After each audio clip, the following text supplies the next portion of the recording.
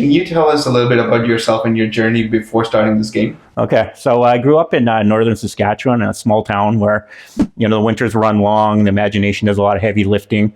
So from a young age, I was drawn to storytelling and creating these scenarios, running off what-if scenarios with my friends. After I graduated high school, I moved to Winnipeg, Manitoba. I attended the University of Manitoba, where I majored in, took an arts degree. I majored in film studies, and then I finished that program. I went into the commerce, and I did double major in accounting and finance. An unusual mix, I know, but it taught me to see the world through a creative and an analytical lens.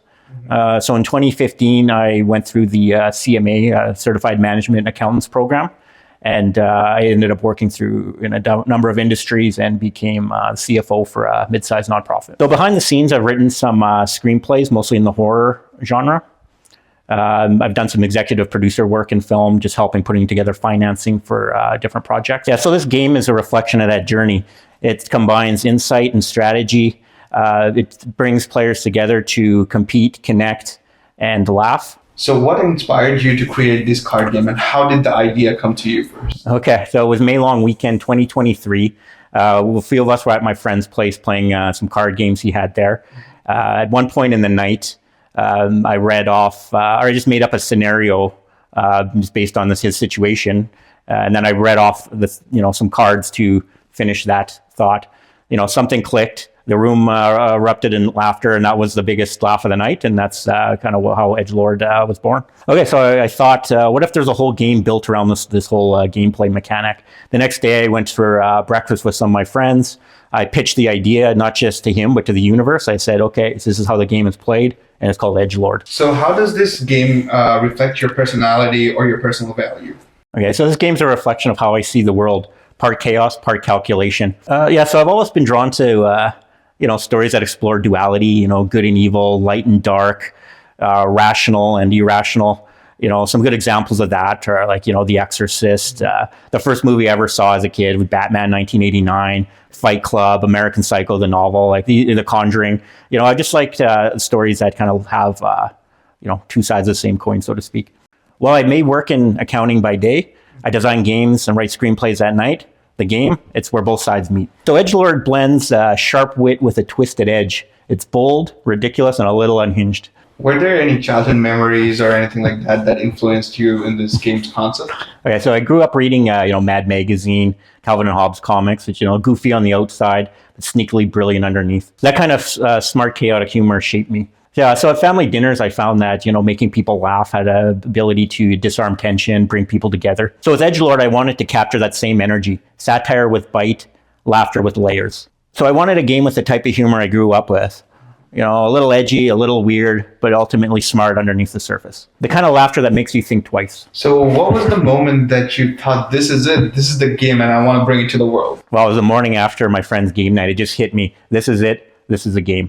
So I'd already invested like thousands of dollars into development before I even stopped and asked if something like this even existed. So like David Lynch said, the artists don't create the fish, they catch it. And that's what this felt like. Stephen King also mentions this phenomenon in his memoir, where it's the idea is a fossilized skeleton. It's the artist's job to excavate it. Yeah, so the idea for Edgelord had already chosen me. I just had to bring it to life. So how would you describe the identity or the personality of Edgelord? It's bold, brash, but totally unfiltered. So from the moment you look at the box art, you know that Edgelord is not here to play it safe. The existing party games, like your dad crashing the fucking group chat. This game is built for the new wave. So it's made for players who like it raw, real, and unrelentlessly fun. This isn't nostalgia, it's next generation game night. What makes this card game different from any other card games in the market? Okay, so right from the start, I wanted to make Edgelord look and feel completely different from any other game on the shelf. I wanted it to pop. Right? You look at the other games out there and they look like so low effort, like so plain, like they were printed on autopilot. I wasn't just building a deck of cards, I was crafting an experience. So I was looking for the kind of artwork you could put on a poster, a sticker, a hoodie. At first I had an idea for like 3 different covers. So like, I'd give gamers the option of collecting them, but I quickly scrapped that idea and just focused on one strong one. So to nail the aesthetic, I brought in renegade artist Mike Diana, whose underground style really is a perfect match for this game's wild tone. Yeah, so a game my friends and I love is Quiplash Jackbox Party Pack. So, but with that game, you have the fixed scenarios, and then the responses are customizable. Well, Edgelord is the reverse of that, where you have the unique customizable scenarios, and then the punchlines are fixed. So you don't just play Edgelord, you co-write the comedy. So that's for the attitude. It's loud, it's rebellious, it's unapologetic. It's made for gamers who want, a new experience over some recycled punchlines. So can you walk us through the creative process behind the designing of these cards? Okay, so yeah, the inspiration would just strike, at any time. Like usually when I'm mid-rep at the gym, or I'm, zoned out in a meeting, or just walking home listening to music. So it's important that I would keep a notepad on my phone, and I could just write down any, crazy, wonderful ideas as the moments they strike. So the white cards, the punchlines, they come fast and furious. So I just jot those down without overthinking. So the red cards, however, they take a little more time. They're usually based on a parody, or a real life situation that I've twisted into satire. So throughout the entire process, I followed 3 simple rules: fast, funny, and simple. So if it made me cringe, laugh, or question humanity, it's probably made its way into this game. Did you face any self-doubt or any challenges that you have faced during the creation of Edgelord? If so, and how did you overcome them? Okay, so the hardest part wasn't the ideas, it was the time. Like if you spend all day at work, the last thing you want to do is come home, look at another spreadsheet to do game dev, right? Mm-hmm. So to address this, I literally had to just carve out time, take time off from work or whatever to get the work done. So yeah, next came like the isolation. Like I'm a pretty social guy. This being a one-man show, there was no like team chats. There was no like brainstorming sessions. It was just me, my notebook with these crazy ideas, like working late. But every obstacle taught me something about creativity, about grit, about trusting the process. So what themes or emotions did you try to capture with this gameplay? Okay, well, despite the name Edgelord, it's not really all about going for the lowest blow. I think like a lot of the magic with this game lies with the balance between, kind of the rude and crude versus, taking the high road, so to speak. So I wanted to give players the freedom to, push the envelope or pull back and come up with a more clean or clever response.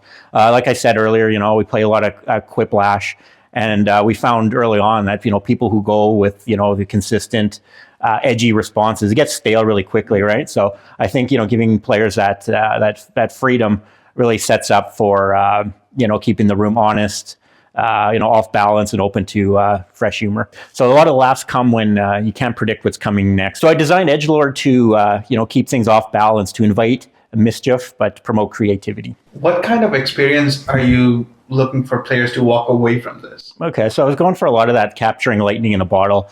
So I wanted players to feel like they're the funniest person in the room, even if they're not natural jokesters. So there's 3 levels of comedy here. There's collecting the inputs, there's crafting these twisted scenarios, and there's delivering the punch with like a perfectly crafted setup. Yeah, so it's a comedy sandbox where the players can play the writer, the performer, the critic all in one. Edgelord gives everyone the tools to create something wildly original and incredibly hilarious. Besides the laughs, I really hope that Edgelord it creates this memory maker of just inside jokes and reminding players and friends why they like to get together and play these games in the first place. So how does this game reflect your core beliefs or philosophy, like as a creator? Okay, to me, creating Edgelord wasn't about making a game. It was about creating something unforgettable, something that makes people feel lighter and more connected.